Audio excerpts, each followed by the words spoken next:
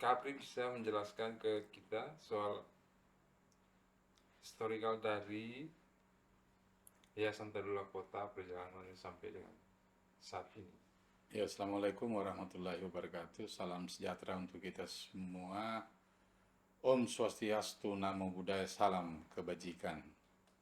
Awalnya bahwa ada sebuah kegelisahan ketika itu di kalangan masyarakat kampus bahwa pentingnya berkumpul dan berpendapat dalam rangkaian sebuah kegelisahan tentang institusi atau komunitas seni. Pertama kali kita dirikan ini di kampus. Setelah kita tarik ke belakang, pentingnya sebuah institusi yang kuat dalam komunitas kampus, maka kita beri namanya komunitas seni Tadulako. Dan ketika itu beliau terus berkembang sampai pada tahun 1995, teman kita Zulkifli Pagesa, seorang penggiat yang sangat produktif ketika itu, mendorong supaya secara institusional komunitas Interlaku ini terus menjadi ruang-ruang praktik gitu untuk teman-teman yang punya potensi sebagai sumber daya budaya ketika itu. Nah, tetapi ternyata tidak sampai hanya di situ bahwa uh, kita tidak terus-menerus harus berada di kampus gitu. Karena kegiatan-kegiatan, unit kegiatan fakultas sampai pada tingkat universitas tidak bisa terus-menerus mengakomodir dengan kemajuan-kemajuan ketika itu dalam satu konsep kelembagaan gitu. Karena juga ada di tingkat-tingkat fakultas maupun di tingkat universitas. Nah, maka setelah 1995 terbentuk komunitas itu, kita berpikir lebih jauh.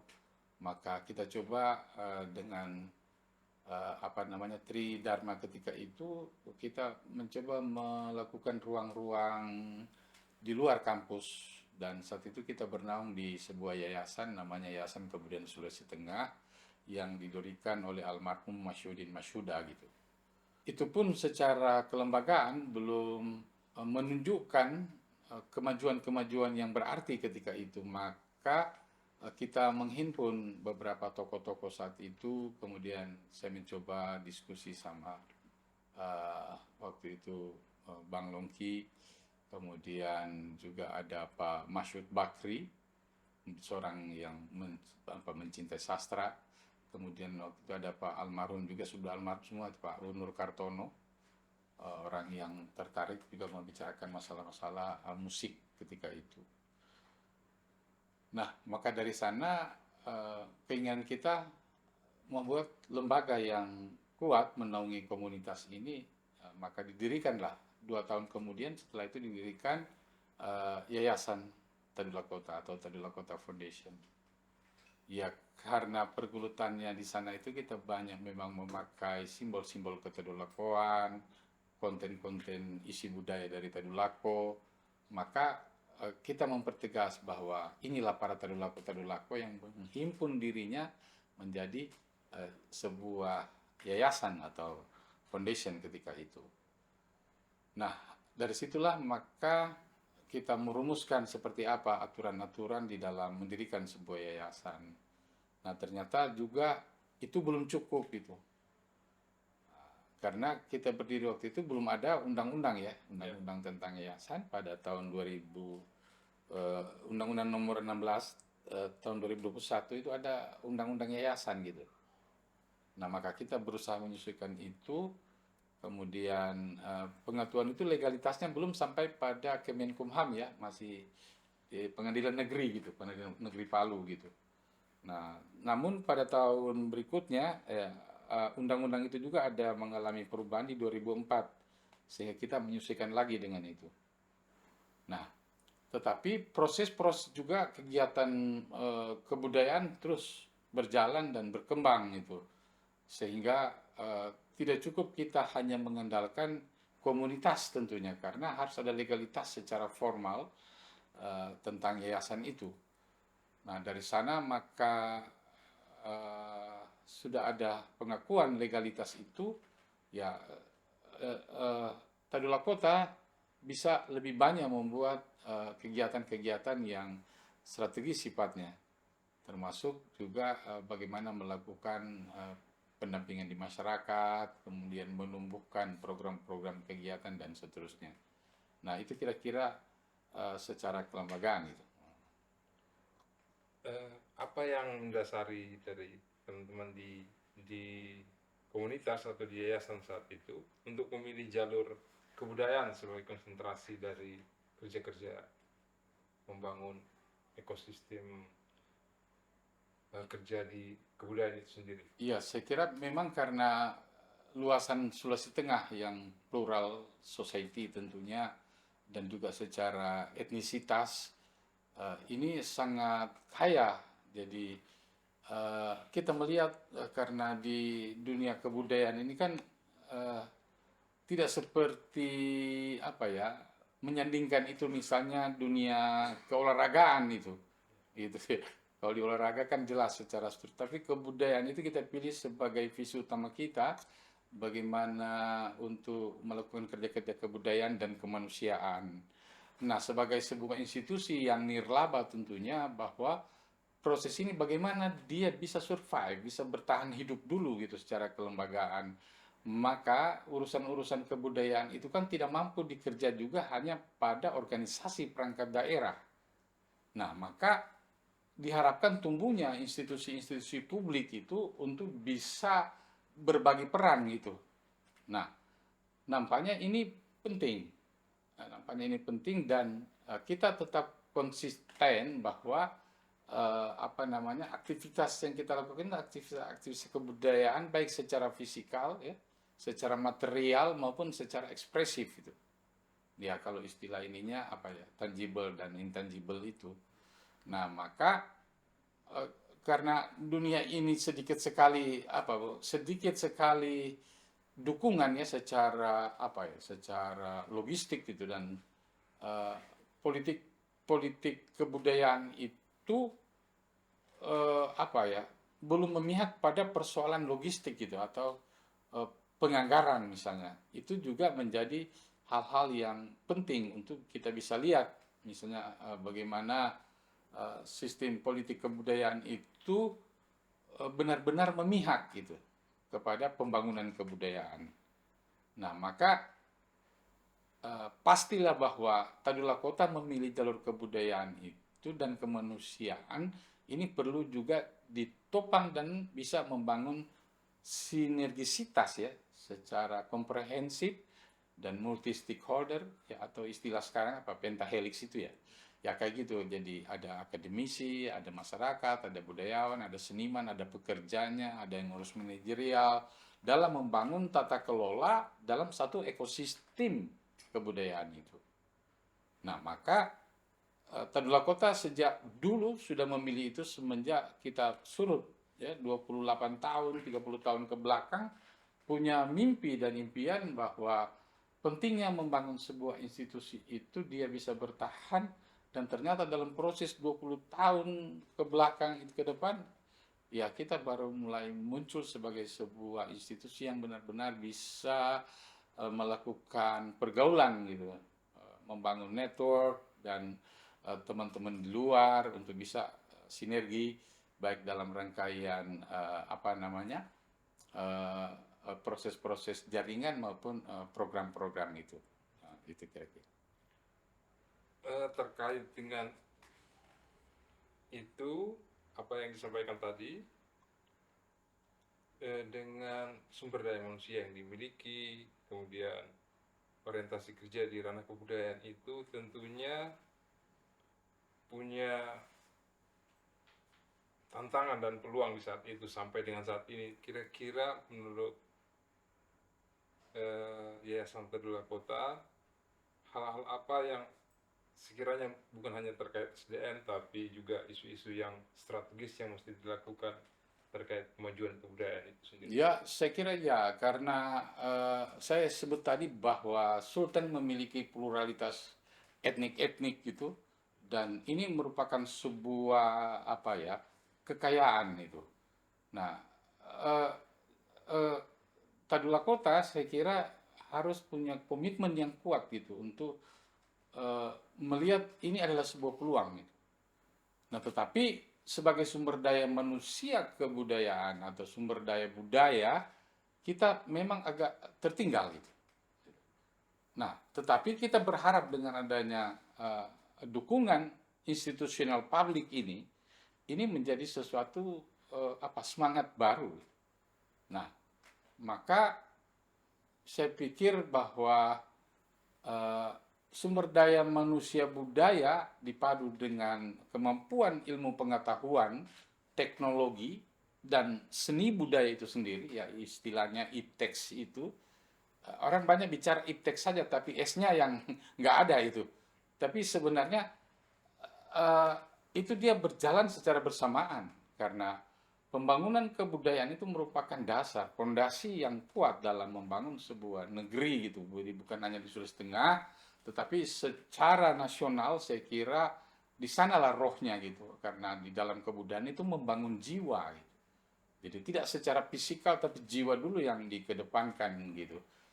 Sehingga sumber daya budaya itu dalam meraih peluang, ya tentu tantangannya juga sangat besar. Yang seperti disebutkan tadi, sains, teknologi itu juga menjadi penting. Ketika tradisi disandingkan dengan teknologi, ya melahirkan ekonomi gitu. Nah, tetapi sampai sejauh mana bahwa tradisi dan teknologi itu bersanding ini butuh saintifik. Makanya institusi-institusi seni itu juga menjadi penting sebagai impian kita gitu. Nah, jika ini kita tidak melakukan secara kolaboratif, secara sinergis, kita akan lambat menemukan itu. Sementara kita tahu secara nasional bahwa eh, jika ada negara-negara yang maju, ya kita juga harus menjadi bagian yang maju dari sisi kebudayaan itu. Ya, sebut saja misalnya kata adidaya budaya itu. Nah, sehingga nilai-nilai keterlakuan dalam konten isi dari kebudayaan itu bisa menjadi bagian yang kita terjemahkan secara lebih jauh dalam membangun sumber daya manusia budaya. Terkait tadi yang disampaikan soal tantangan peluang, adanya Undang-Undang 2017 ya. soal kemajuan kebudayaan itu Ya. yang mengikat dengan 4 konsep terkait perlindungan, pengembangan, pemanfaatan, dan pembinaan itu.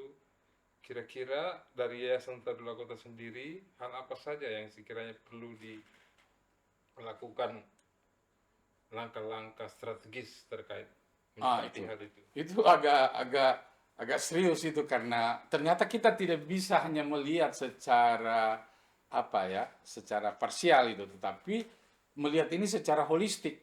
Karena ketika perlindungan dilakukan, saat itu juga pengembangan terjadi, dan di saat terjadi pengembangan produk dari kebudayaan juga di sana harus ada manfaat langsung gitu. Maka dari sana proses pembinaan juga menjadi penting itu.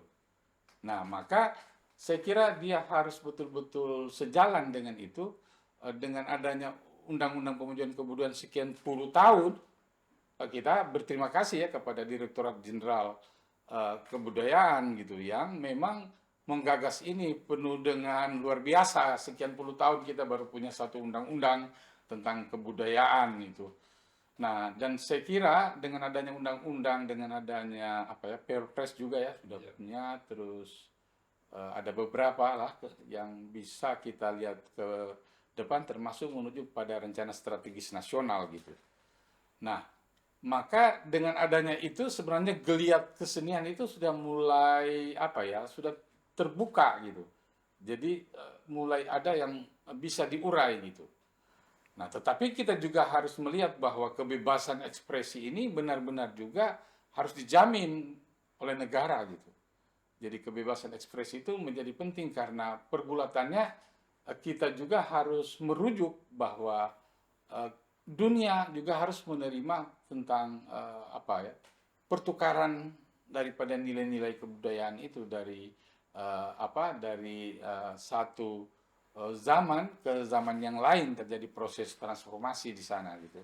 Ya kita bisa melihat kemajuan industri kreatif, ya kan dengan kebudayaannya juga maju, ya dan itu dinikmati oleh regenerasi kita gitu. Nah ini memang juga terkait tadi dengan peluang dan tantangan itu.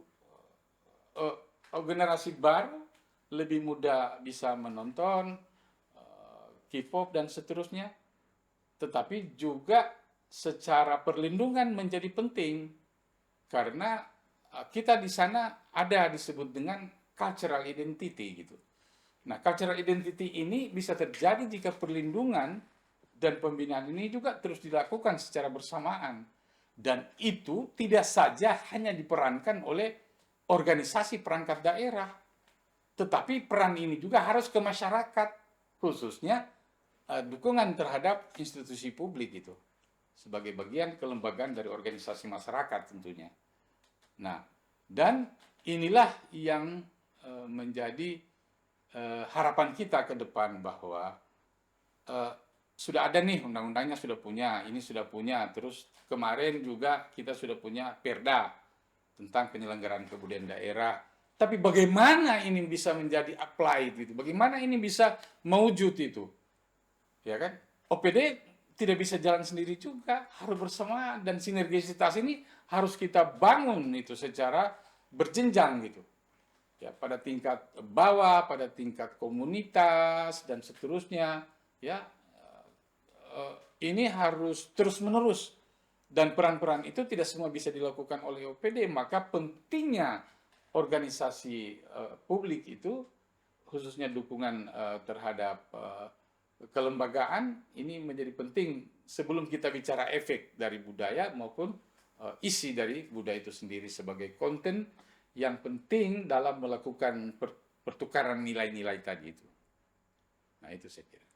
Sebagai lembaga kebudayaan yang punya pengalaman cukup panjang, hampir kurang lebih 30 tahun yang disampaikan tadi, kira-kira dalam perspektif kerja-kerja kebudayaan itu bagaimana Yayasan Tadulako Kota melakukan tata kelola kelembagaan dan membangun ekosistem kebudayaan di ranah kelembagaan publik itu sendiri, melakukan advokasi, melakukan jejaring. Ya, ini juga memang tidak bisa diperankan atau dilakoni hanya orang per orang gitu, tetapi kita juga menyadari bahwa hal ini juga tidak mudah karena waktu dan jam terbang itu juga penting gitu. Nah, kita bisa bayangkan misalnya Tadulako Kota melakukan apa namanya advokasi terhadap budaya-budaya lokal, ya kan tentang pengetahuan-pengetahuan lokal. Ya kita harus terjun ke masyarakat, bagaimana membentuk komunitas itu, bagaimana mereka bisa terus-menerus mengembangkan potensi mereka secara institusional, dan ini ya sudah tersebar kemana-mana. Tadi juga hubungannya dengan sumber daya manusia budaya. Ya, teman-teman yang sejak awal bersama-sama di Tadula Kota itu udah di mana-mana juga mereka membentuk institusi, membentuk yang lain-lain, dan mereka juga mencoba mengembangkan secara terus-menerus. Jadi saya kira ya itu kita perlu membangun ini secara sustain gitu. Jadi bagaimana dia sustain bahwa keberadaan Tadula Kota harus menjadi tadulakonya gitu untuk bisa menuju pada sebuah tatanan dalam membangun ekosistem kebudayaan itu. Dan kita menyadari sekali lagi kembali kepada tadi bahwa kita juga nggak bisa kerja sendiri karena membutuhkan waktu yang panjang secara bersamaan. Ada berapa banyak misalnya tentang informasi atau data-data ya yang sudah bisa kita lihat sebagai sesuatu yang penting dalam mewujudkan upaya-upaya applied pada tingkat masyarakat tentang kebudayaan lokal. Nah, itu dia. Sementara juga dalam tatanan yang lebih tinggi misalnya, itu juga masih seperti itu. Tetapi kita menyadari dengan adanya undang-undang ini, adanya objek pemajuan kebudayaan, khususnya daerah, kita udah mulai itu.